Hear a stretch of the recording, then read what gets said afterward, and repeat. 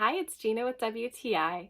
When I have a day where I have an upset stomach, my favorite tea to reach for is Numi Moroccan Mint. It has a really light and refreshing mint taste to it that's a little bit sweet, but also mild. One thing that I like to do is just take a couple of moments after I've brewed my tea to close my eyes and take a couple deep breaths. That minty fresh scent just helps me to clear my mind and to just relax.